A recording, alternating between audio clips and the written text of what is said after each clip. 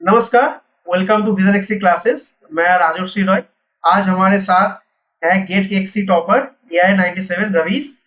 रवीश का second attempt में ही gate में इतना अच्छा स्कोर लेके आए हैं। और रवीश हमारे साथ कोचिंग के फुल टाइम स्टूडेंट थे। तो आज जानेंगे कैसे था उनका बैकग्राउंड, क्या था उनका प्रिपरेशन स्ट्रेटेजी, कैसे था उनका जर्नी। तो रवीश, सबसे पहले बहुत बहुत बढ़िया एंड तुमने इतना अच्छा रैंक लाया। Many many congratulation. ठीक है। Thank you. सो ठीक है। तो तुमने मतलब तुम बेसिकली कहाँ से हो, बैकग्राउंड मतलब तुम्हारा, तुमने बॉर्न एंड बॉटअप कहाँ से हो, तुम्हारे फैमिली में कौन कौन है? मैं एक्चुअली मैं नेटिव केरला का हूँ। अच्छा। पर मैं born and brought up Mumbai में ही हुआ हूँ। अच्छा। तो हाँ, मेरा पेरेंट्स यहाँ के माइग्रेट हुए तो फिर मेरा बॉर्न एंड ब्रॉट अप यहीं पे हुआ है। मेरे फैमिली में मेरा एक छोटा भाई है और मम्मी डैडी है। अच्छा, तो तुम्हारा पापा मतलब बिजनेस में है या जॉब में है? नहीं, वो जॉब में है। वो मुंबई में ही वो जॉब करते अच्छा। हैं। एक एक्सपोर्ट फर्म में वो जॉब करते हैं। अच्छा। तो तुम्हारा मतलब गेट से पहले क्या तुम्हारा बैकग्राउंड था, मतलब बेसिकली तुमने कहाँ से मतलब स्कूलिंग किया है, क्या बैचलर्स कहाँ से किया है? हाँ, तो मैं एक्चुअली एक मुंबई का एक सबर्ब अंबरनाथ करके जगह है, वहाँ पे रहता हूँ। अच्छा। तो मेरा स्कूलिंग सब वहीं से हुआ है, फातिमा हाई स्कूल वहाँ से स्कूलिंग हुआ है। फिर उसके बाद 10th के बाद मैंने साइंस लिया, 12th यहाँ पे मतलब वहीं पे उल्लासनगर में मेरा साइंस बैकग्राउंड में ये हो गया, अच्छा। पीसीएम में हो गया। अच्छा। उसके बाद फिर मैंने ग्रेजुएशन के लिए institute of chemical technology ICT Mumbai में BTech in surface coating technology की है। 2021 का पास आउट हूँ मैं। अच्छा, तो उस टाइम तो कोरोना रहा होगा तो हाँ, एग्जैक्टली वो कोरोना कोरोना के कारण एक साल पूरा हमारा वैसे ही गया, तो इसके लिए अनफॉर्चुनेटली हमें कोरोना बैच का अच्छा। टैग भी मिल गया था। अच्छा। अच्छा, समझ गया। हम्म। तो मतलब तो तुम जब कॉलेज में थे उस टाइम मतलब गेट के लिए कभी सोचे थे या नहीं, मतलब जब कॉलेज कंप्लीट हो उसी टाइम की मतलब ये? नहीं, जब कॉलेज का मेरा जस्ट एग्जैक्ट जैसे थर्ड ईयर खत्म हो गया तो मैं एक डिलेमा में था कि क्या है, जॉब करना है या एमटेक करना है या एमएस करना है, क्या करना है, कुछ समझ में नहीं आ रहा था। सेम, हाँ। तो हाँ। हाँ, और वो टाइम पे इतना आइडिया भी नहीं होता है कि क्या करना क्या है। तो फिर वैसे मैंने दे दिया था जॉब के लिए। फिर मैं सोचा कोरोना का पीरियड है, क्या पता भले बाद में इंटरव्यूज हाँ। मतलब कंपनीज आएंगे या नहीं आएंगे, पता नहीं। इसके लिए जो पहला कंपनी आया था बजाज ऑटो में, वहीं पे इंटरव्यू दे दिया था। और वो इंटरव्यू में लकीली मेरा सिलेक्शन भी हो गया, फर्स्ट इसमें ही हो गया था। जो पहला कंपनी आया था उसी में मेरा सिलेक्शन भी हो गया। और मुझे वैसे फिर मैं वो उस टाइम पे सोचा था गेट का फॉर्म भरूं। और जैसे कोइंसिडेंस ऐसा हो गया कि जब मैं गेट का फॉर्म भर ही रहा था, उसी दिन मुझे नोटिफिकेशन भी आ गया कि जॉब का यहाँ पे बजाज में सिलेक्शन हो गया। तो इसलिए मैंने अच्छा। हाँ, तो इसलिए मैंने वो टाइम पे गेट का फॉर्म नहीं भरा था 22 के लिए। मतलब जो मेरा फाइनल ईयर था 21 हाँ। 22 के लिए नहीं भरा था फॉर्म। अच्छा। और फिर मैं जॉब में लग गया। फिर 1 साल कंटिन्यू किया, दूसरा साल भी मतलब ऑलमोस्ट अच्छे से ही गया मेरा जॉब। अच्छा, तो फिर उस टाइम मतलब क्या था, मतलब जॉब में तुम्हारा मतलब क्या रोल था बेसिकली जॉब्स में उस एक्चुअली बजाज ऑटो मैं में? यहाँ पे बजाज ऑटो के वालुज प्लांट औरंगाबाद जो है, अभी जो संभाजी नगर नाम हो अच्छा। गया है। हाँ, वहाँ पे थ्री व्हीलर का जो ये था paint shop, three wheeler and four wheeler, वहाँ का असिस्टेंट मैनेजर था, अच्छा। Production department. अच्छा। तो प्रोडक्शन डिपार्टमेंट में मैं असिस्टेंट मैनेजर था। तो मेरा डे टू डे जॉब यही था कि पूरा production activities without any compromise in quality और टाइमली ये fulfilment to the final vehicle production department होना चाहिए, ये मेरा रिस्पॉन्सिबिलिटी था। अच्छा। तो वहाँ पे ऑलमोस्ट मतलब वो एक अच्छा फेज रहा, मतलब फेज इन द सेंस कि जो एकेडमिकली हमको कभी सीखने नहीं मिलता है, वो हाँ। सब वहाँ पे हाँ। मुझे सीखने के मिला। जैसे कि मैनेजरियल स्किल्स कैसे, लोगों से इंटरैक्ट कैसे करना, वो सब मुझे वहाँ पे अच्छे से एक पर्सनैलिटी मेरा थोड़ा सा बूस्ट हो गया वहाँ पे। तो मतलब तो तो वहां से जब तुम मतलब कर रहे थे जॉब तो हाँ, कैसे तुम्हारा मतलब फिर से ये आया कि हाँ मुझे फिर से कुछ अलग करना है, गेट कर मतलब गेट एक बार देना है देख के? हाँ, मतलब वहाँ पे रह के मुझे मतलब वहाँ के सीनियर्स और सबने बताया, मतलब इनफैक्ट मेरे मतलब जो इमीडिएट कलीग्स और बॉसेस थे वो भी बोले कि आजकल मतलब बीटेक से सिर्फ बीटेक या नहीं मतलब इतना वैल्यूएबल नहीं रहा है। हम्म। तो उन्होंने उनको भी एक मतलब एक अनडिजायर्ड विश था कि मतलब उनको भी एक हायर स्टडीज करना चाहिए था, पर वो उनके फैमिली कंडीशन या वॉट एवर कंडीशन के कारण वो नहीं कर पाए थे। तो अच्छा उन्होंने मुझे सबने एडवाइस भी किया और मुझे भी ऐसा लगने लगा कि एक टाइम के बाद वो जॉब मोनोटोनस होने लग जाता है फिर। और हाँ अगर वही हाँ जॉब अगर तुम कंटिन्यू करते जाओगे, मतलब कोई कंटिन्यू करते रहेगा, तो एक टाइम के बाद ऐसा फील होने लगता है या रिग्रेट टाइप फील हो हाँ सकता है कि हाँ कुछ तो राइट करना चाहिए था करके। तो राइट इसलिए फिर मुझे लगा कि मतलब 1-2 साल के इसमें चांस है, मतलब अभी एज है हायर स्टडीज करने का, तो हायर स्टडीज के लिए ऑप्ट कर लेना चाहिए ऐसा। अच्छा इस हाँ, तो तुम मतलब तुरंत ही मतलब उस टाइम जॉब नहीं छोड़े थे मतलब तुमने गेट फॉर्म फिलअप किया उसके बाद कुछ दिन के बाद तुम जाके जॉब छोड़े थे राइट हाँ, एक्चुअली मेरा ऑलमोस्ट 1 एंड हाफ ईयर्स, मतलब 2023 के लिए मैंने फॉर्म भर दिया था गेट का। अच्छा और मैं मतलब तभी श्योर होना चाहता था कि मतलब गेज करना चाहता था कि ये कैसा है, गेट का एग्जाम डुएबल है विथ मतलब विथ जॉब या विदाउट जॉब ही करना है। तो मैं मतलब इतना ज्यादा भी प्रिपरेशन नहीं कर पाता था क्योंकि मुझे वहाँ पे टाइम कंस्ट्रेंट्स बहुत थे, क्योंकि मेरा शिफ्ट जॉब था बेसिकली। अच्छा तो वो सिर्फ अच्छा अच्छा हाँ, शिफ्ट अच्छा जॉब था, तो फिर उसके लिए मैं, और 6 डे वर्किंग था, तो मैं मतलब वैसे टाइम नहीं निकाल पा रहा था प्रिपरेशन के लिए। अच्छा तो फिर वो 23 के लिए मैंने विदाउट मच प्रिपरेशन बस ऐसे ही अटेम्प्ट करके देखा। अच्छा पर मैं मतलब मुझे मैं क्वालिफाई नहीं हुआ, पर मुझे इतना समझ में आ गया कि ये गेट तो डुएबल है, यानी अगर आप थोड़ा-सा भी प्रिपरेशन डेडिकेटेडली कर लेते हो, तो इसके लिए डुएबल है, ऐसा मुझे एक तो फील आ गया। तो तुम्हारा फर्स्ट अटेम्प्ट में तुम्हारा क्या कॉम्बिनेशन था मेटेरियल साइंस और पॉलीमर साइंस ही था हाँ, हाँ, यही कॉम्बिनेशन था। अच्छा एक्सीसी और एक्सीएफ का ही, मतलब मटेरियल साइंस और पॉलीमर साइंस का ही कॉम्बिनेशन था। अच्छा तो तुम्हारा तो मतलब तुम्हारा जो ब्रांच है उसके अकॉर्डिंग एक से ही एक एकलौता ऑप्शन है या और भी कुछ ऑप्शन तुम्हारे पास थे मेरे ब्रांच के हिसाब से एक्सी भी दे सकते थे, केमिकल इंजीनियरिंग वाले भी दे सकते थे। अच्छा तो पर केमिकल इंजीनियरिंग का मुझे मतलब एकदम इन डेप्थ नॉलेज नहीं था, और वो इन डेप्थ नॉलेज का मतलब अ, मतलब क्या बोलते हैं, मतलब इतना इंटरेस्ट भी मुझे वहाँ पे इतना नहीं था। इसके अच्छा लिए फिर मैं एक्सी, तो मेरा डायरेक्ट फील्ड रिलेटेड ही नॉलेज है, वो हाँ पॉलीमर्स का और मटेरियल साइंस का, तो इसलिए मैंने एक्सी, सी और एफ के लिए ऑप्ट किया। अच्छा हाँ सही चूज किए थे तो तुम जो फर्स्ट अटेम्प्ट में दिए थे तो तुम्हारा मतलब कितना आया था लगभग स्कोर लाइक फर्स्ट अटेम्प्ट में तो ऑलमोस्ट 14 या 15 के आसपास ही आया था, मतलब क्वालिफाई भी नहीं हुआ था। तो एक्चुअली मैंने तभी बिल्कुल, इनफैक्ट बस 1 वीक पहले आया था, और ऐसे ही मतलब पास्ट ईयर के पेपर्स देख के ये किया था, अटेम्प्ट किया था। अच्छा हाँ, तो मतलब मेरा हाँ, एम बस वही था कि ये गेज करना था कि ये डुएबल है या नहीं है, ऐसा। अच्छा तो जब तुम्हारा रिजल्ट आ गया गेट का तो उसके बाद हाँ, तुम छोड़ दिए या उसके बाद मतलब कुछ दिन के बाद जाके जॉब छोड़े नहीं, जो जैसे ही मैंने गेट अटेम्प्ट कर लिया और मुझे लगा ये डुएबल है, तो फिर मैंने रिजल्ट आने के पहले ही छोड़ दिया, क्योंकि 3 मंथ्स का नोटिस पीरियड होता है ना हाँ जॉब में। तो तुम्हारे हाँ, तो फैमिली में फिर प्रेशर नहीं किया मतलब ऐसा कुछ नहीं, नहीं, फैमिली वाले तो मुझे फुल सपोर्ट किए इसके लिए, मतलब उनका सपोर्ट के बिना ये पॉसिबल भी नहीं होता था। हाँ उन्होंने मतलब होल हार्टेडली सपोर्ट दिया इसके लिए, मतलब मैं इतना रिस्क ले सका था वैसे। राइट राइट तो उस टाइम तो तुम क्या फैक्टर्स था कि तुम मुझे याद है कि तुम स्टार्टिंग में ही कांटेक्ट किए थे मेरे से तो उस टाइम मतलब विजन एक्सी का क्या तुमको लगा कि हाँ विजन एक्सी में ही मुझे जाके गेट एक्सी का प्रिपरेशन मुझे लेना है मतलब उस टाइम क्या क्या फैक्टर्स तुम्हारे प्ले आउट हुआ उस टाइम हाँ, एक्चुअली मतलब मैंने जैसे आपको बताया अभी गेट 23 का मैं बस अटेम्प्ट करने के लिए, गेज करने के लिए कि कैसा है देखने के लिए। पर वो टाइम पे ऐसा हो गया कि स्टडी मटेरियल कहीं पे अवेलेबल ही नहीं रहता था, और जो रेफरेंस बुक बोले थे वो उसमें इतना बड़ा-बड़ा चैप्टर्स था कि हाँ मतलब हाँ हो ही नहीं सकता था, मतलब इतना शॉर्ट टाइम में हो ही नहीं सकता था। तो मैंने ऐसे ही यूट्यूब पे सर्च किया, एग्जाम 23 जो मेरा फर्स्ट अटेम्प्ट था उसके 1-2 दिन पहले ही मैंने सर्च किया, तभी मुझे आपका यूट्यूब चैनल दिखा। अच्छा तो आपका यूट्यूब चैनल में आपने पेपर सॉल्व वाला जो वीडियो डाला हुआ है, वो मुझे मतलब मैंने देखा कि कैसा है, और आप जैसा पढ़ा रहे हो तो मुझे मेथोडोलॉजी अच्छा लगा। तो मैंने एग्ज़ाम देने के पहले ही मैंने सोच लिया था कि नेक्स्ट अटेम्प्ट के लिए मैं आपको ही कॉन्टैक्ट करूँगा करके। अच्छा समझ गया हाँ। तो अब तो जब तुमने मतलब ज्वाइन किया उसके बाद तुम्हारा क्या रूटीन था डेली रूटीन मतलब बेसिकली तुम कैसे पढ़ते थे मतलब तुम तो जॉब छोड़ दिए थे तो अब जैसे तुम्हारा मतलब डेली रूटीन और स्ट्रेटेजी कैसे तुम मतलब पूरा प्रिपरेशन फेज में जब सीरियसली तुमने सेकंड टाइम अटेम्प्ट सोचा तो क्या फॉलो किया तुमने प्रिपरेशन में स्टार्टिंग के इसमें तो मैं ऐसा करने लग गया था कि एक दिन पूरा मैथ्स के लिए पढ़ूंगा, एक दिन मटेरियल साइंस और पॉलीमर।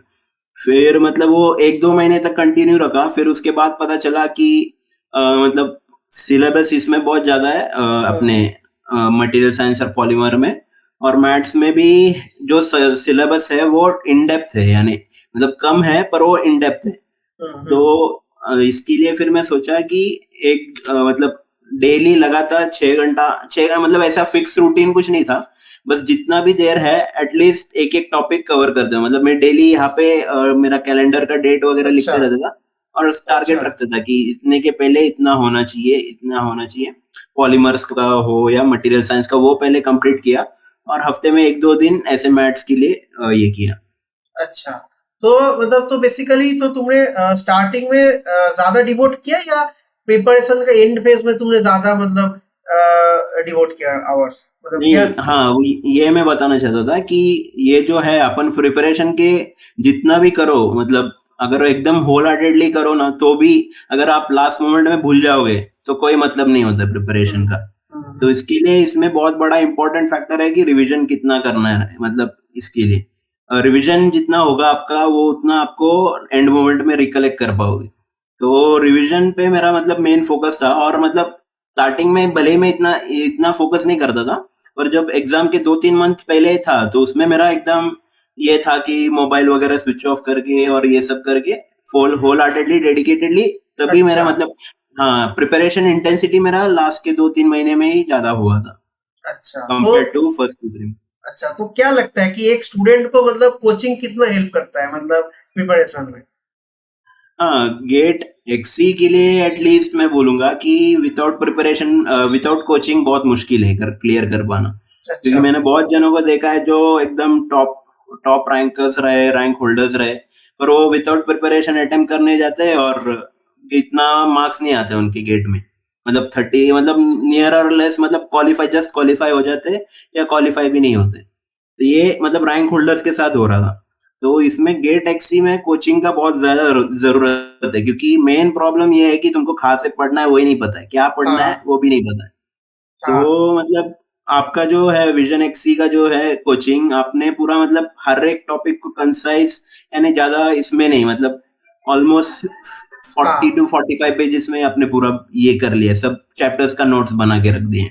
हाँ हाँ राइट। तो मतलब वो एक सबसे बड़ा बूस्ट रहा है, क्योंकि आपको जब पता चले कि क्या पढ़ना है, तभी आप वो पढ़ के मार्क्स लेके आ सकते हो। अगर आपको कुछ पता ही नहीं है क्या पढ़ना है, तो फिर क्या पढ़ेंगे? हाँ वो भी ऐसे। सही है। और एक चीज जैसे मेरे नोट्स में भी या बुक्स में भी मान लो कुछ जितना भी मैं कॉन्फ्रेंस करूँ, फॉर्मूलाज तो बहुत है मतलब नो डाउट कि पॉलीमर साइंस के इतने सारे फॉर्मूलाज, इधर मैट्रिसेस के इतने सारे फॉर्मूलाज है। तो कैसे याद करते थे? नहीं, फॉर्मूलाज का तो कैसा है कि मतलब वो बहुत ज्यादा है, इन डेप्थ है, वो तो मैं मानता हूँ कि बहुत ज्यादा है। पर कैसा है कि मतलब वो आपको पूरा लास्ट 10-15 साल का अगर आपने पेपर, क्वेश्चन पेपर एनालाइज किया ना, तो आप गेस कर सकते हो कि कौन सा टॉपिक से ज्यादा क्वेश्चंस आता है करके। तो कौन सा टॉपिक से जब आप गेस कर लेते हो ना, तभी आपको पता चल जाता है कि ये की फॉर्मूलाज है। तो ये की फॉर्मूलाज को अगर आपने मतलब मोर और लेस की आपने ये कर लिया ना, तो तो मतलब तुम आपका तो तुम नाइन कैसे करते नाइन थे? मतलब कि एक पेज में लिख के रखते थे या मतलब कोई चार्ट पेपर या कैसे तुम उसको रिवाइज नहीं, करते थे? चार्ट चार्ट चार्ट चार्ट वगैरह कुछ नहीं होता था। मैं नोटबुक में ही लिख के रखता था। अच्छा और हर दिन के उसको रिवाइज हाँ, करते थे? ये कभी हाँ, कभी करते उसको थे? हाँ, उसको हर बार रिवाइज करता था ऐसे। अच्छा। और तो बेसिकली तो तुम्हें जो प्रिपरेशन टाइम में तो तुम्हारा सबसे ज्यादा मतलब इजी और मतलब तुमको लगा क्या लगा था कि इजी मॉड्यूल और सबसे स्कोरिंग भी मतलब क्या मॉड्यूल तुमको लगा मेटल साइंस और पॉलीमर साइंस में? मटेरियल साइंस और पॉलीमर साइंस में इजी वैसा देखा जाए तो पॉलीमर साइंस ही है। हाँ क्योंकि पॉलीमर साइंस, मतलब मैं इसके लिए भी बोलता हूँ क्योंकि मेरा बैकग्राउंड भी पॉलीमर में ही रहा है, इसके लिए पॉलीमर, हाँ ये भी हो सकता है राइट हाँ। हाँ, पॉलीमर कंपैरेटिवली मोर इजी लगा मुझे। पर पॉलीमर में भी ऐसा होता है कि ट्रिकी क्वेश्चंस बहुत आ जाते हैं। हम्म। वैसा ट्रिकी क्वेश्चंस मेरा भी एग्जाम में भी वैसे हुआ कि 2 क्वेश्चन मुझे लगा पॉलीमर बहुत इजी आएगा, और बहुत बड़ा क्वेश्चन था 2, तो मैं उसमें ही बहुत ज्यादा टाइम वेस्ट कर लिया था। फिर पता चला कि वो मुझे हो रहा नहीं है, तो फिर मैंने स्किप कर लिया, यानी तब तक मेरा टाइम बहुत बर्बाद हो चुका था। तो अच्छा। इसके लिए पॉलीमर मोर और लेस ऐसा है कि अगर आप लास्ट 10-15 ईयर्स का क्वेश्चन पेपर आपने अच्छे से देख लिया ना, तो आपको समझ में आएगा कि क्वेश्चन का पैटर्न कैसा है। और वो पैटर्न अगर आपको पता चल गया ना, तो आप मोर और लेस अच्छा से मतलब ऑलमोस्ट 25 प्लस आप स्कोर कर सकते हो। मतलब 20 प्लस तो आराम से स्कोर कर सकते हो। और अच्छा, समझ मटेरियल राइट। साइंस में तो मुझे आपका पहला मॉड्यूल जो था डिफ्यूजन का, वो सबसे मतलब अच्छा लगा था। वो हुआ, कोरोजन हुआ, ये सब रिलेटिवली इजी लगा। और सबसे टफ मैं बोलूंगा तो ये है अपना क्रिस्टलोग्राफी, और ये जो मेटलर्जी वाला चैप्टर है थर्मोडायनेमिक्स का, वो सब अच्छा, वो राइट। एकदम ज्यादा ही मतलब थोड़ा सा मतलब उसको ज्यादा दिमाग लगाना पड़ता है कि ऐसा कुछ ये नहीं है कि फिक्स, ये नहीं है हाँ, कि हाँ। एल्गोरिदम नहीं है ऐसा ऐसा करो ऐसा आएगा। उसको आपको तो अंडरस्टैंडिंग वाला नॉलेज लगता है उसके लिए, राइट। क्रिस्टलोग्राफी। तो हाँ तुम बेसिकली बोल सकते हो कि तुम्हारे लिए मतलब पॉलीमर्स सबसे ज्यादा स्कोरिंग साइड तुमको पॉलीमर दिया है ना, मतलब हाँ, तो तुम्हारे मैटर, पॉलीमर का। तो तुम्हारा मतलब लगभग पॉलीमर से कितना नंबर आया है इस बार? पॉलीमर से ऑलमोस्ट मेरा 27 के आसपास आया, 27-28 के आसपास। एंड मटेरियल साइंस में? मटेरियल साइंस में शायद से 24 या 24 पॉइंट समथिंग कुछ था। अच्छा, और एप्टीट्यूड और मैथ मिला के कितना था? एप्टीट्यूड और मैथ मिला के 14 था। उसमें मैथ्स में 4 था, और बाकी एप्टीट्यूड में 10 थे। अच्छा, तो तुम्हारा पूरा टोटल मार्क्स 63 के आसपास था, राइट? हाँ, 63.36। अच्छा, अच्छा, समझ गया। और मतलब ऐसा कोई मार्क्स था कि तुमने सीरी मिस्टेक करके आए हो कि जो मतलब बाद में तुम पता चल? हाँ, हाँ, ऐसे बहुत थे। वही मैं जैसे बोला ना, ये क्रिस्टलोग्राफी का ऐसा चैप्टर है कि आपको लगेगा कि आपको सब आ रहा है, पर आप ऐसे मिलर हाँ, इंडाइसेस हाँ, और इसमें सब आप सिली मिस्टेक्स कर लोगे। और वो ऐसा होता है कि सीधा नेगेटिव होता है, मतलब 2 मार्क्स का हाँ, क्वेश्चन होता है और नेगेटिव मार्क्स ये होता है। तो क्रिस्टलोग्राफी मेरे हिसाब से मतलब बहुत ज़्यादा फोकस करके मतलब रिवाइज़ भी करना चाहिए उसका रिलेटेड बहुत। और राइट। उसको बहुत ज्यादा स्कोरिंग चैप्टर भी है वो। गेट के पेपर में देखा जाए तो वेटेज उसका बहुत ज्यादा है, 3-4 क्वेश्चन तो उसमें से ही आते हैं, मिलर एंडाइसिस और हाँ, क्रिस्टलोग्राफी से। तो तुम्हारा बेसिकली टेस्ट सीरीज मतलब तुम्हारे अकॉर्डिंग क्या इम्पोर्टेंट है, और तो मतलब टेस्ट सीरीज से तो तुमको कितना हेल्प किया? हाँ, टेस्ट सीरीज ने भी मुझे बहुत हेल्प किया है, क्योंकि क्वेश्चन देखो, अगर एक बात यह है कि प्रिपरेशन करना, और दूसरी बात यह है कि आपको क्या कर रहे हो वो समझ में आ जाता है टेस्ट सीरीज से। मतलब हाँ, आप टाइम में फुलफिल कर पा रहे हो या नहीं, और टाइम में मतलब आपका सब राइट हो रहा है या नहीं, वो एक रिफ्लेक्शन मिल जाता है। तो मेरा ऐसा था कि एग्जाम के पहले मैं बहुत कॉन्फिडेंट था, पर जैसे मैंने टेस्ट सीरीज दिया पहला टेस्ट, तो मुझे पता चल गया कि मुझे 5-6 मार्क भी नहीं आ रहे थे 35 में से। हाँ, मुझे तो याद है मुझे कि पूरा बैच में मतलब टेस्ट सीरीज का जब मैं रिजल्ट देखता था तो तुम्हारा मार्क्स इतना नहीं आता था। हाँ, हाँ, तो एक रियलिटी चेक मिल गया कि इसको लाइटली नहीं ले सकते, क्योंकि अपन मतलब टेस्ट सीरीज पे ज्यादा फोकस नहीं करते कि, और कोई ऐसा कंडक्टिंग बॉडीज भी नहीं होता है कि अगर आप ऑनलाइन भी सर्च करोगे कि एक्सी, स्पेशली सी और एफ का जो मटेरियल साइंस और पॉलीमर है, उसका हाँ, कोई लेता भी नहीं है मोस्टली। हाँ, हाँ, तो राइट। इसके लिए वो जो था, और आपने टाइम बेस्ड और ये सब कर दिया था, मतलब time based question paper set किया था, तो वो बहुत हेल्पफुल रहा है। और उसका सोल्यूशन भी आपके ग्रुप के मेंबर भी जो देते थे, हाँ, हाँ। आकाश भाई, वो उनका भी बहुत हेल्प रहा है उसमें वैसे।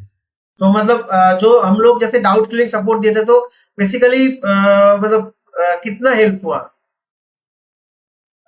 सॉरी। जो जो जो डाउट क्लियरिंग मतलब जो ग्रुप था हम लोग का, टेस्ट सीरीज का हो गया पूरा प्रिपरेशन फेज में, तो जो आकाश को तुम लोग पूछते थे तो कैसे मतलब कैसा लगा, मतलब पूरा जो पूरा ये रिस्पॉन्स वगैरह? नहीं, डाउट सीरीज का तो बहुत हेल्प रहा है, क्योंकि ऐसे बहुत सारे क्वेश्चन होते थे जो पास्ट ईयर्स के इसमें भी समझ में नहीं आते। मतलब मैंने एक बुक खरीदा था पास्ट ईयर का जो सॉल्व्ड है, हाँ, हाँ, उसमें हाँ। भी कुछ कुछ ऐसे क्वेश्चन होते थे जो सॉल्व नहीं किए हैं उन्होंने। तो वैसे क्वेश्चन का हेल्प वो डाउट सॉल्विंग से मुझे बहुत हेल्प हुआ। और कैसे प्रिपरेशन के लिए कैसा स्ट्रैटेजी यूज करना है, वो भी डाउट क्लियरिंग में पता चला राइट। ऐसा। तो एग्जाम के दिन कैसा था प्रेशर, मतलब और पिछले दिन मतलब एग्जाम का जो दिन था उसका पिछले दिन रात को नींद आया था? नहीं, नींद तो उतना ज़्यादा नहीं आया था, क्योंकि मेरा मेन तो मतलब मटेरियल साइंस और इसका तो ठीक है, ऑलमोस्ट क्लियर हुआ था। पर जैसे एकदम की जो होता है डिसाइडिंग फैक्टर, ये मैथ्स और एप्टीट्यूड पे होता है, तो वो उस पे हाँ, हम इग्नोर नहीं कर सकते थे। तो वो मेरा टेंशन में वो बेसिकली उसका थोड़ा ज़्यादा था लास्ट के 1-2 दिन पहले, कि क्या करना क्या है, कैसे करना है। तो उसके लिए फिर मुझे लास्ट मोमेंट में इतना नींद भी नहीं आता था, मतलब अच्छा। कैसे भी करके मतलब ये हो गया। और उस दिन एग्जाम के दिन पे मतलब टेंशन था, जब पेपर स्टार्ट हुआ तो मेरा एम यही था कि एक एक करके सॉल्व करते रहो, जो आ रहा है वो सॉल्व करो, जो नहीं आ रहा है वो बाद में देखो। ये स्ट्रेटेजी यूज किया मैंने। तो एक तुम मार्क का। प्रेशर कैसा था, मतलब एग्जाम के जब एग्जाम दे रहे थे, जब पहला क्वेश्चन खुला तो कैसा प्रेशर हैंडल किया तुमने, मतलब? हाँ, प्रेशर मतलब पहला क्वेश्चन में तो इतना नहीं था क्योंकि वो थोड़ा सा इजी क्वेश्चन था। पर अच्छा। जैसे मैंने आपको बताया कि मेरा दूसरा तीसरा क्वेश्चन था पॉलीमर में, वो ऐसा था कि बहुत ज्यादा मतलब लेंदी भी था और मुझे लगा कि इजी है, पर वो सॉल्व करते करते पता चला कि 15-20 मिनट तो उसी में चले गए।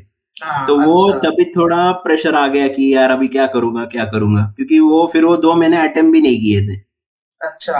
हाँ, तो तो पर तो बेसिकली मतलब तुम्हारे अकॉर्डिंग एक बंदे को किस से स्टार्ट करना चाहिए एक्सी का पेपर, मतलब अगर वो पॉलीमर और मेटल कॉम्बिनेशन ले रहा है तो वो हाँ मेटल हाँ, से स्टार्ट करे पेपर या पॉलीमर से स्टार्ट करे? नहीं मेरे हिसाब से तो पॉलीमर से ही स्टार्ट करना चाहिए, क्योंकि पॉलीमर जो है वो फटाफट मतलब 30-35 मिनट्स में आपका पूरा पेपर सॉल्व हो जाता है।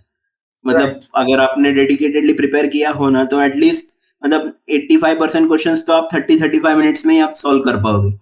और उसके लिए फिर वो एक बूस्ट भी मिल जाता है कि इनर बूस्ट हाँ, मिल जाता है कि यार मेरा ये तो कंप्लीट हो गया। तो साइकोलॉजिकल मैं एक बूस्ट मिलता है हाँ, शायद। साइकोलॉजिकल बूस्ट एक मिल जाता है ऐसा। राइट, तो राइट। इसके लिए पहले पॉलीमर करना चाहिए, फिर मटेरियल साइंस करना चाहिए, फिर एप्टीट्यूड, फिर मैथ्स मतलब ऐसा। एकदम लास्ट पे मैथ करो, क्योंकि मैथ का हाँ, मतलब उतना प्रिडिक्टिव नहीं है वो पेपर, मतलब कुछ कहीं से भी कुछ भी उठ के आ सकता है। हाँ, कहीं से भी कुछ भी आ सकता है इन द सेंस वो जो सब्जेक्ट्स है, जो उसका टॉपिक्स बहुत कंसाइज है, मैट्राइजेस और ये अपना कैलकुलस उससे ही आता है। और उसमें वो इन डेप्थ पूछता है कि तो ऐसा हाँ। भी हो सकता है कि आपने एक टॉपिक उसमें से छोड़ दिया हो, और ऐसा हो सकता है कि वो उसी में से क्वेश्चन पूछ सकते हैं। और राइट, ऐसा भी हो सकता है जो आपने अच्छे से प्रिपेयर किया उसमें एकदम ट्विस्टेड क्वेश्चन पूछ सके। राइट, तो वो समझ गया। हाँ, तो मैथ्स का मतलब आप मतलब ऐसा ये नहीं करके अश्योर नहीं कर सकते कि मेरे को इतना मार्क्स 100% मिलेगा करके। तो राइट, वो टाइम पे वो डिपेंड करता है कि आपको कितना प्रैक्टिस है और कितना आप उसको कनेक्ट क्वेश्चन को कनेक्ट कर पा रहे हो ऐसे। राइट। और एक चीज पूछना चाहूंगा, मतलब अब तो तुम मान लो AIR 97 है तुम्हारा, राइट? रैंक, हाँ हाँ हाँ। हम्म। तो अब जब स्टार्टिंग किए थे प्रिपरेशन फेज में, तो क्या लगता था इतना रैंक लेके आ पाओगे ना, क्या लगता था अपने ऊपर? नहीं मतलब मैं ऐसा रैंक का एक्सपेक्टेशन रख के प्रिपेयर ही नहीं किया था, मतलब मेरा तो यही ये था कि भाई अपना जितना हो सके बेस्ट करते रहो। मतलब मैं थोड़ा सा भगवत गीता का भी फॉलोअर हूँ, तो फिर मतलब अच्छा। ऐसा था कि अपना बेस्ट करते रहो, फिर बाद में जितना होता है वो मिलेगा। तो वो अब भगवान की कृपा के कारण मिल गया मुझे, मतलब मैं ऐसा वो रैंक के लिए एक्सपेक्ट कर रहा था ऐसा नहीं था। मतलब बस समझ अब रहा जितना हूँ। हो सके ऐसा मैक्सिमम स्कोर करने के हिसाब से मैं प्रिपेयर करके गया था ऐसे। तो मोटिवेशन कैसे मेंटेन करते थे, क्योंकि मान लो पूरा साल भर का तैयारी होता है तो एकदम कांस्टेंट मोटिवेशन मेंटेन करना बहुत ही ये चैलेंजिंग होता है, तो कैसे करते थे, मतलब? हाँ, मोटिवेशन वही है कि मतलब बहुत टाइम ऐसा होता था कि कभी-कभी लगता है कि यार क्या रिग्रेट कर रहे हो, मतलब जॉब छोड़ के ये ऐसा हो सकता है, ब्लूज़ और ये आता है, तो मतलब हाँ। कभी दिन हमारे लॉस आ सकता है, कभी-कभी दिन एकदम ज़्यादा मोटिवेशन होता है। पर वही है कि थोड़ा-सा जैसे कैसे भी करके वो फेज़ को थोड़ा-सा पुश करते रहो और डेली टारगेट अगर अपना रहा थोड़ा-सा भी, मतलब इन द सेंस कि एट लीस्ट 10% 20% भी हो गया डेली टारगेट का, तो राइट। मतलब उसको मेंटेन करके हम नेक्स्ट डे को कैरी फॉरवर्ड करेंगे ना, तो वो बैलेंस आउट हो ही जाता है। और जब आपके मतलब ज्यादा सोचोगे नहीं ना, तो मोटिवेशन अपने आप मिल ही जाता है, क्योंकि राइट। हाँ अभी अ, बुरा मत मानिए, मतलब मेरे पास तो ऐसा कोई ऑप्शन भी नहीं था, अगर मेरे समझ पास रहा हूँ। मैंने जॉब भी छोड़ के बैठा हूँ, तो अगर हाँ, मैं स्कोर हाँ। नहीं कर पाओगे तो फिर मेरे पास कोई दूसरा ऑप्शन नहीं है। तो ऑप्शन ये नहीं है। प्रेशर एक मोटिवेशन लाता है कि करना ही है ऑब्वियसली। करके। ऑब्वियसली, मतलब एक रहता है कि अगर नहीं हुआ तो क्या, तो उस टाइम एक हाँ, अंदर से मोटिवेशन आ जाता है। हाँ, राइट। एग्ज़ैक्टली। और एक चीज पूछना चाहूंगा कि मतलब बहुत सारे स्टूडेंट्स मेरे मतलब कोचिंग में भी, मेरे टाइम में भी, जो मेरे बहुत सारे बैचमेट्स थे, वो लोग न्यूमेरिकल को अवॉइड करते हैं, थ्योरी ज्यादा पढ़ते हैं। तो तुम्हारे अकॉर्डिंग मतलब अगर के कोई बंदा पूरा न्यूमेरिकल पोर्शन मतलब एनएटी छोड़ के जा रहा है, तो कि ज्यादा थ्योरी आ रहा है तो थ्योरी के बेस पे मैं चला जाऊंगा, वो ज्यादा अच्छा अप्रोच है या गलत अप्रोच है? और मेरे अकॉर्डिंग लगता है कि अगर कोई बंदा अच्छे से न्यूमेरिकल प्रैक्टिस करके जाए तो थियोरी ऑटोमेटिक हो जाता है। तो तुम्हारा इसमें क्या टेक है? मेरा भी आपसे थोड़ा बहुत एग्री करता हूँ कि मतलब दोनों एक दूसरे के बिना रह नहीं सकते। यानी अगर आपने ऑब्वियसली। सिर्फ, हाँ, सिर्फ थियोरी किया तो आपको मतलब ऐसा तो हो ही नहीं सकता कि आप न्यूमेरिकल्स हाँ कर नहीं पाओगे। और अगर आपने सिर्फ न्यूमेरिकल्स के लिए किया तो मतलब वो इनडायरेक्टली आपको थियोरी तो पता ही होना चाहिए उसका हाँ कि क्या है। तो मतलब दोनों इन हैंड ही एक को एग्जिस्ट कर दे। तो मेरे हिसाब मेरा तो यही था कि आप जो भी स्टडी मटेरियल्स दे रहे वो टॉपिक बाय टॉपिक आपने उसमें कंसाइसली दिया भी है, पूरा थियोरी भी दिया, उसके हाँ बाद न्यूमेरिकल्स भी दिया है। तो हाँ मेरा तो अप्रोच वही था कि आपने जितना दिया है बस वही करो, और वो देने के बाद जो पास्ट ईयर्स के उसके रिलेटेड जो टॉपिक के पीवाईक्यूज है, प्रीवियस ईयर क्वेश्चन, वो सॉल्व किया। और फिर आपका क्वेश्चन जो है ऑलमोस्ट हर क्वेश्चन हर चैप्टर में आपने ऑलमोस्ट 100 के आसपास हाँ न्यूमेरिकल्स भी दिए और हाँ थियोरी एमसीक्यूज भी आपने दिए हैं। तो हाँ वो थियोरी अगर आपने आपका जो स्टडी मटेरियल है वो आप पढ़ते रहोगे तो आपका थियोरी भी हो जाएगा, न्यूमेरिकल भी हो ही जाएगा, और राइट। बस पीवाईक्यू पे ज्यादा फोकस कर। अच्छा तो जिस दिन रिजल्ट निकला उस दिन मतलब क्या था, कैसा खुशी था और किसको पहले मतलब बोले ये मेरा ये इतना रैंक आया है? नहीं, रिजल्ट आया तो मतलब था, मतलब वो तो पहले ही स्कोर कार्ड तो आ ही जाता है ना। हाँ तो हाँ आपने जैसे बताया, गाइड किया कि 63, तो अच्छा, बहुत अच्छा है आपने बताया। तो थोड़ा सा मेरा टेंशन जो था, मतलब इतना, मतलब ज्यादा टेंशन भी नहीं था क्योंकि अभी जो हुआ है उसके बारे में कुछ कर भी नहीं सकते। हाँ तो पर जो भी एक ये था, एप्रीहेंशन था, वो क्लियर हो गए। और फिर बाद में जब रिजल्ट आ गया और मुझे तो मतलब रैंक प्रेडिक्टर वगैरह सब बता रहे थे कि 300 500 में रैंक आएगा करके। तो फिर जब रैंक आप एक्चुअल रैंक आया 97, तो बहुत हाँ ज्यादा खुश हुआ। ऑब्वियसली पेरेंट्स और इनको सब बताया, फिर आपको भी बताया। हाँ हाँ आपने मतलब सबको कॉन्ग्रेचुलेट भी किया। हाँ, हाँ हाँ। फिर वही थी। तो तो मतलब कहाँ कहाँ अप्लाई किए, मतलब बेसिकली तुम मतलब कौन सा कॉलेज में अप्लाई किए हो, क्या क्या ब्रांचेस? मैं एक्चुअली आईआईटी बॉम्बे के लिए मटेरियल साइंस और मेटलर्जी के लिए अप्लाई किया हूँ। फिर आईआईएससी बैंगलोर के लिए अप्लाई किया हूँ, और आईआईटी दिल्ली का पॉलीमर साइंस के लिए अप्लाई किया। अच्छा, सभी एमटेक में ही? हाँ, एमटेक में। अच्छा, तो फ्यूचर प्लानिंग क्या है इसके बाद, मतलब आईआईटीज में जाके क्या करना है, कितना मस्ती करना है, क्या करना है? और आईआईटी खत्म होने के, आईएससी खत्म होने के बाद क्या प्लान है तुम्हारा? नहीं, एक्चुअली मेरा डिलेमा वही था कि यानी मतलब जब मैं जॉब छोड़ रहा था तो ऐसा था कि भाई तू पढ़ रहा है तो अभी पूरा पीएचडी तक करके पढ़। पर कैसा है कि कभी कभी बोल नहीं सकते कि क्या हमारा डिसीजन कभी भी चेंज भी हो सकता है। मतलब राइट। ट्रांसिएंट रहता है, कुछ बोल नहीं सकते, मतलब कि ऐसा कंडीशंस क्या हो सकता है, कुछ प्रेडिक्ट नहीं कर। तो इसके लिए मैं सेफर साइड में रहने के लिए मैंने मतलब एमटेक किया, क्योंकि एमटेक एक पायलट बैच के मतलब पायलट एग्जाम की तरह हो जाता है कि अगर आपको पीएचडी के लिए इंटरेस्ट है मतलब तो वो पीएचडी के लिए भी प्रिपेयर करेगा। अगर आपको लगता है कि प्लेसमेंट चाहिए तो प्लेसमेंट के लिए भी आप बैठ सकते हो अल्टरनेटली।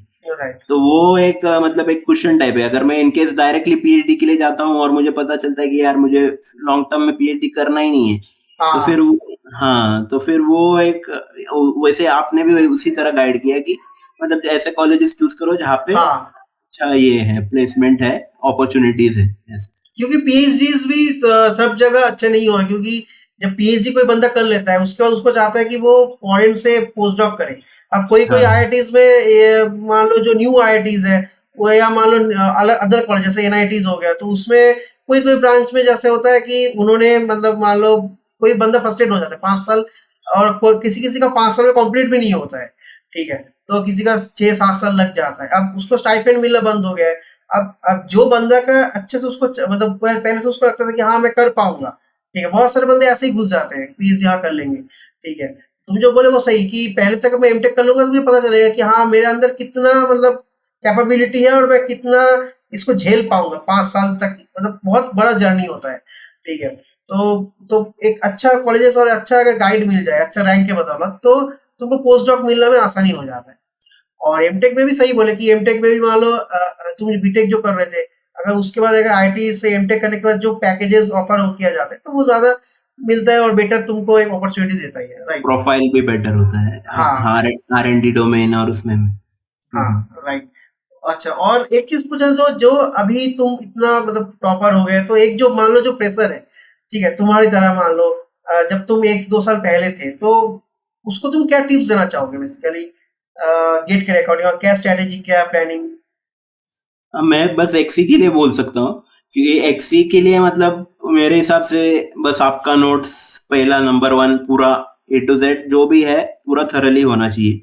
फिर नंबर 2 ये है कि उसके रिलेटेड जो भी PYQs है, इनफैक्ट पूरे PYQs एटलीस्ट 5-6 बार तो सॉल्व होना चाहिए। मतलब उसके लिए एक PYQ का बुक भी मिलता है ऑनलाइन में। हाँ तो हाँ, वो ले सकते हैं कोई जिसको लेना है। और वो लेके मतलब वो सॉल्व करते रहो तो आपको एक पैटर्न पता चलेगा कि क्या गेट में कैसा पूछता है। तो गेट में वैसा पूछता है और फिर उसके रिलेटेड आप प्रिपरेशन कर सकते हो। तो वो एक है। और तीसरा मेरे हिसाब से मतलब मैथ्स और एप्टीट्यूड पे भी थोड़ा फोकस करना पड़ेगा, क्योंकि मोस्टली क्या होता है हम इसको इग्नोर कर लेते हैं। अगर हाँ अगर अभी समझो मैंने मैथ्स दिया ही नहीं होता तो मेरा ऑलमोस्ट 49 की अराउंड ही मार्क्स आते थे। Right right. हाँ, तो मैथ्स और एप्टीट्यूड भी बहुत ज़्यादा वाइटल हो जाता है। और एप्टीट्यूड और मैथ्स का मतलब मोस्टली यूट्यूब पे भी है अवेलेबल गाइडेंस कि क्या करना है ऐसे। राइट। तो तुम्हारा मतलब तो तुमने जो रिस्क लिया था बेसिकली तुमको रिवॉर्ड मिल गया, मतलब तो तुमने मतलब बेसिकली मतलब लाइफ में एक एक लीप ऑफ फेथ तुमने दिखाया कि हाँ मैं देखता हूँ कि जो भी हो देखा जाएगा। जो तुम्हारा मतलब बेसिकली तुमने सोचा था वैसे ही तुम्हारा हुआ। राइट। हाँ, मतलब वही है कि प्रोज और कॉन्स हर इसका वेट करके लेना चाहिए कि उसका कन्विक्शन क्या है, कि अगर आपने एमटेक कर सकते हो या नहीं कर सकते हो वो आपको पता चल जाएगा उससे ऐसा। राइट। तो इसके लिए वो बहुत ज़्यादा बेनिफिट है।